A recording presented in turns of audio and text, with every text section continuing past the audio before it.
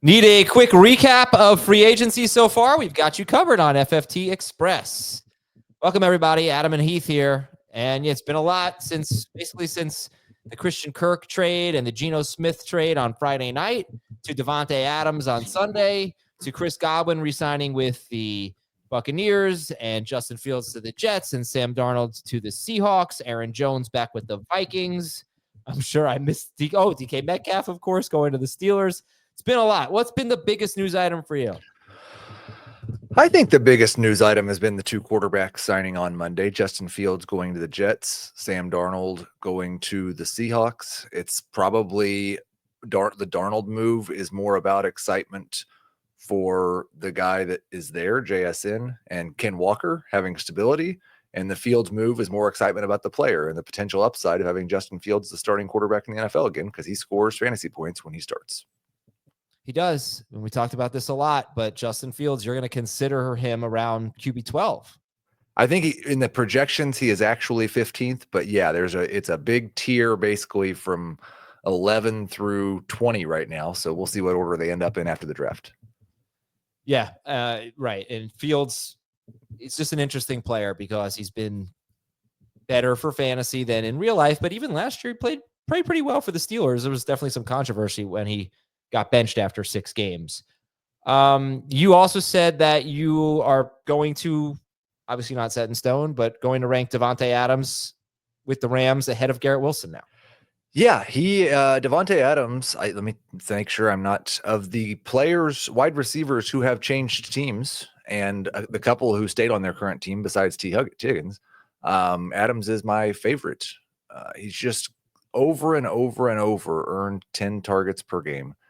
And the Rams have a very concentrated offensive attack. It's usually a couple of wide receivers. It's one running back, and they just force feed guys touches. This team, we know what the relationship was like between Cooper Kupp and Matthew Stafford and Sean McVay, and they saw an opportunity to what they do is think is upgrade over Cooper Kupp to Davante Adams. So I can't imagine he's going to have a smaller role than Kupp had, and I think he has more in the tank right now than Kupp does.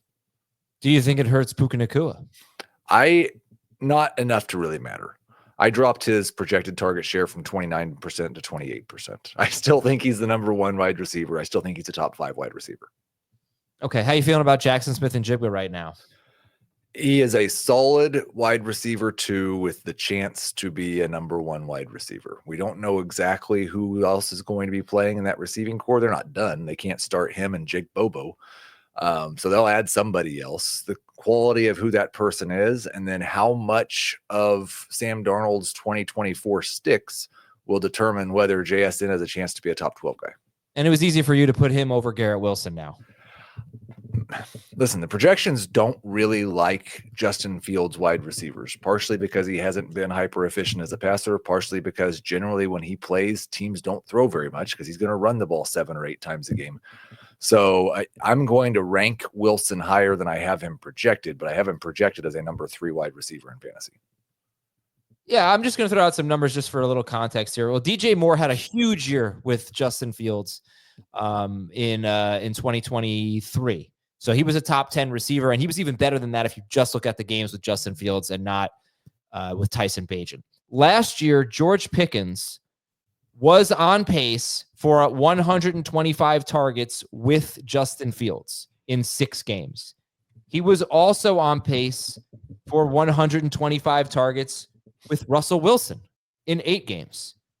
They had pretty much, the pace was pretty much the same amount of catches, 74 with Fields, 70 with Wilson.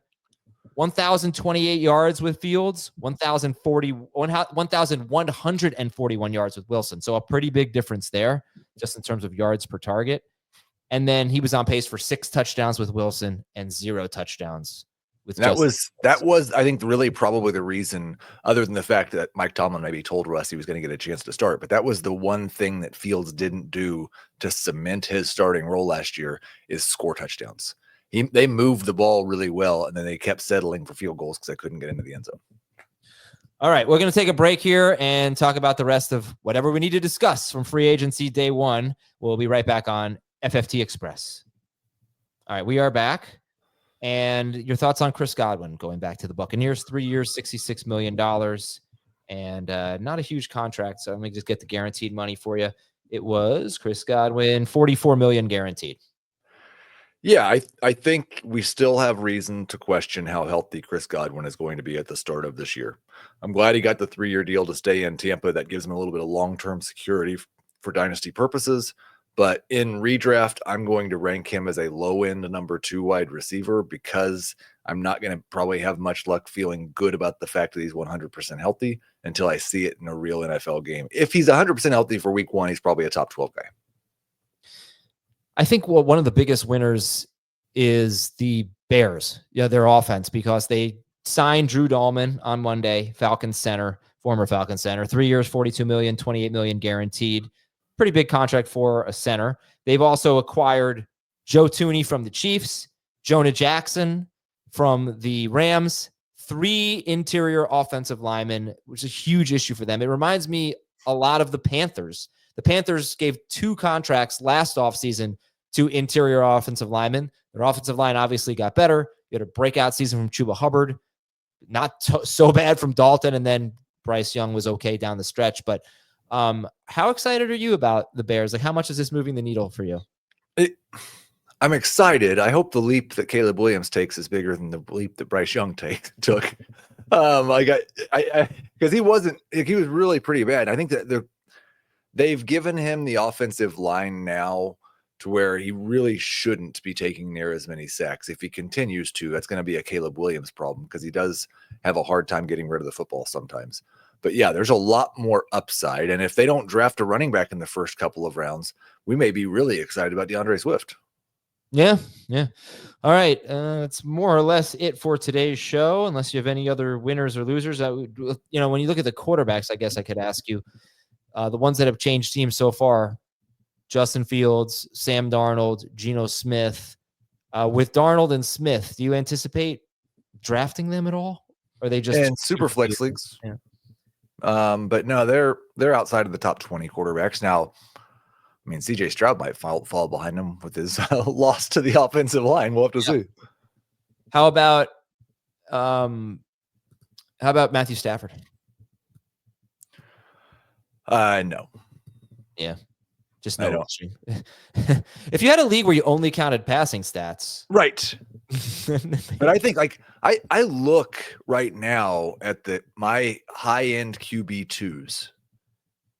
And you've got to stretch, and you can put these guys in order. Maybe you think one of these guys should definitely be way ahead of the others. But Anthony Richardson, Kyler Murray, Justin Fields, Caleb Williams, Drake May.